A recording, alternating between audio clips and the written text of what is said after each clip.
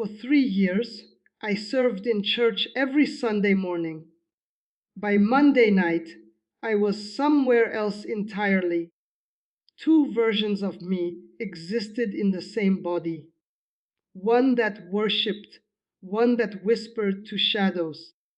I convinced myself I was managing both worlds perfectly, that neither side would ever discover the other.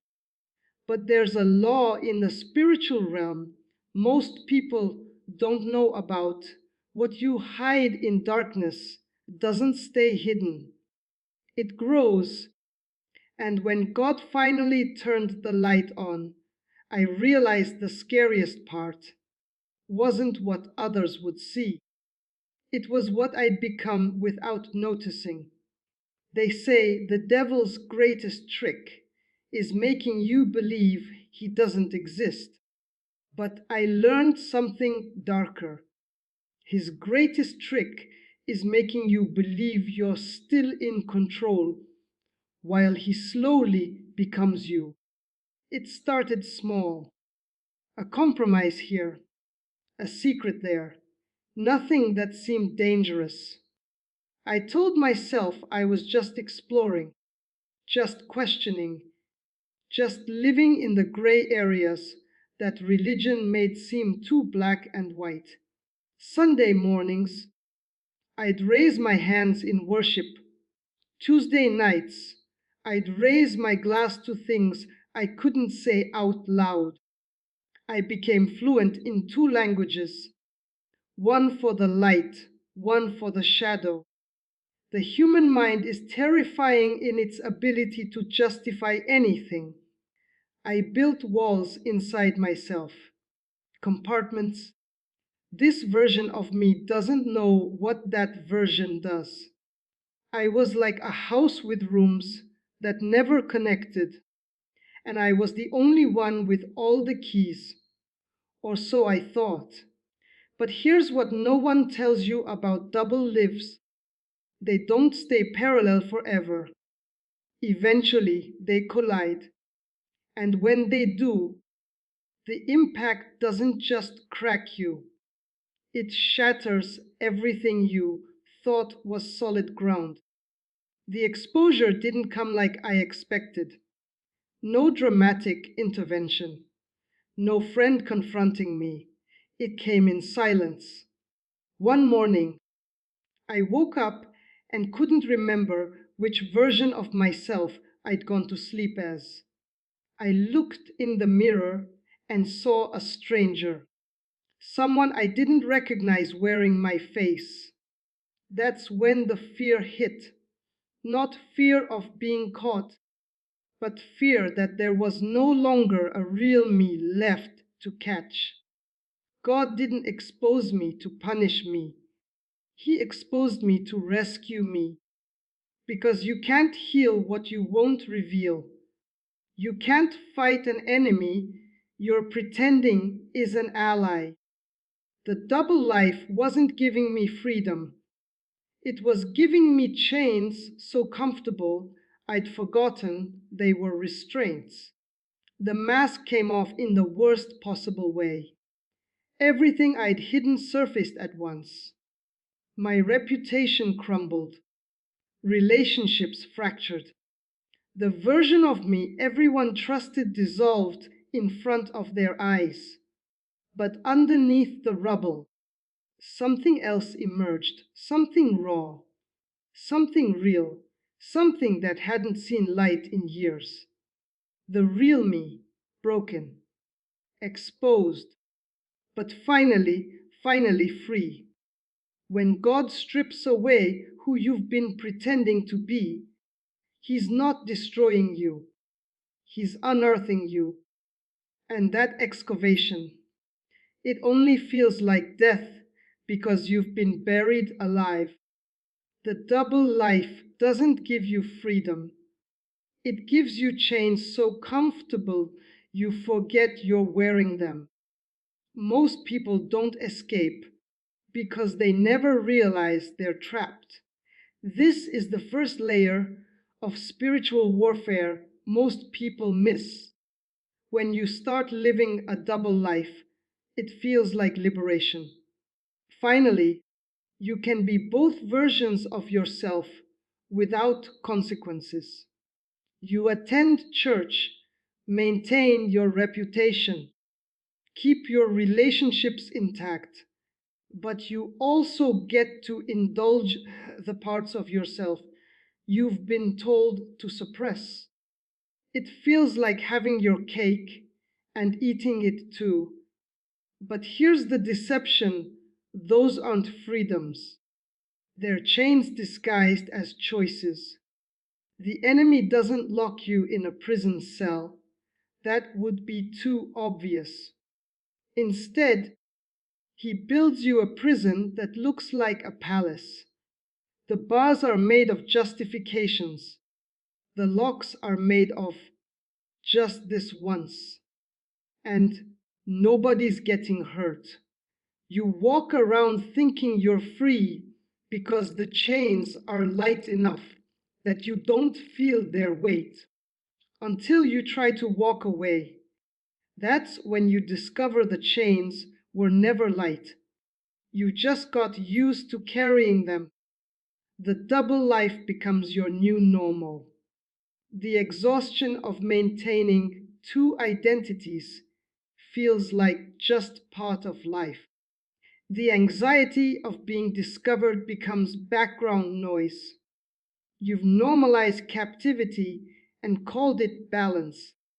Most people die in these comfortable chains, never once attempting escape, because they never recognized the cage.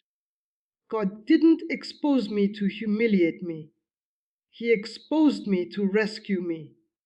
You can't heal what you refuse to reveal, and you can't fight an enemy you're still calling a friend. When your double life gets exposed, your first instinct is to see it as God's judgment, divine punishment, cosmic humiliation. You think He's angry, and this is His way of making you pay. But that's not what's happening. Exposure is surgery, not execution. Think about it this way: if you had a tumor growing inside you, would you want the doctor to leave it hidden because removing it would be painful? No. You'd want it exposed, cut out, dealt with, even if the surgery hurt. That's what God does with our secret sins. He doesn't expose them to shame us. He exposes them to save us. Here's the spiritual truth most people miss: you cannot heal what remains hidden. Secrets don't just stay buried. They spread, they infect. They grow in the dark like mold in walls, weakening the entire structure of your life. And you can't fight an enemy you're pretending is a friend.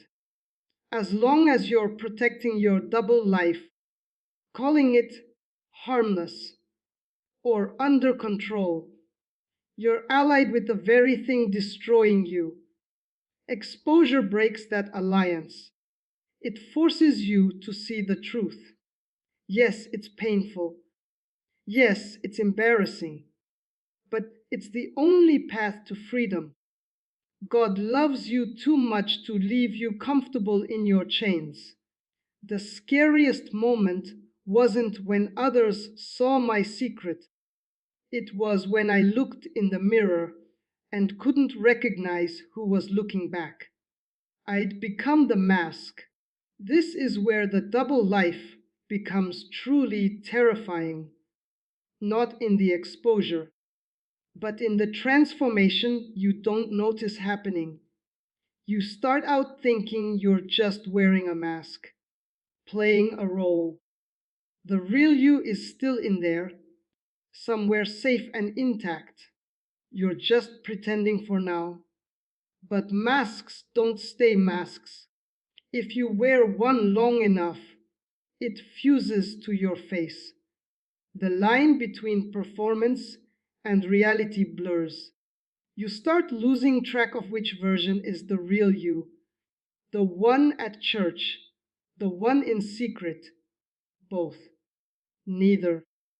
You become a composite of contradictions, and somewhere in the middle, the authentic you disappears. I remember the moment I realized I'd become the mask. I was alone, no audience to perform for, and I caught my reflection. I didn't recognize the person staring back. Not physically, but spiritually. There was nothing behind the eyes, just emptiness, just programming.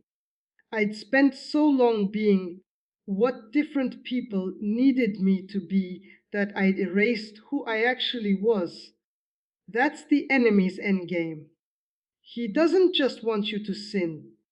He wants you to lose yourself completely, to become so fragmented that there's no core identity left to redeem. The double life isn't just about behavior, it's about identity theft. And the thief is working from the inside. When God strips away who you pretended to be, it feels like death. But it's not destruction, it's excavation. He's digging up the real you that's been buried alive. The exposure process is brutal. When God starts stripping away your masks, it doesn't feel like healing. It feels like annihilation. Everything you've built crumbles. Your reputation gone. Your carefully crafted image destroyed. The version of you that everyone knew and respected dead. And in those moments, it genuinely feels like you're dying, because in a way you are. The false self is being killed. Every layer God peels back exposes more weakness, more shame, more failure. You want to stop the process. You want to rebuild the walls. You want the comfortable mask back, because at least then you knew who you were supposed to be. But here's the revelation: God isn't destroying you, He's excavating you. There's a difference. Destruction removes everything and leaves nothing.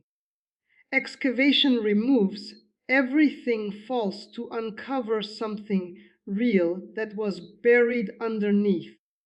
You've been buried alive under years of pretending, performing, and hiding.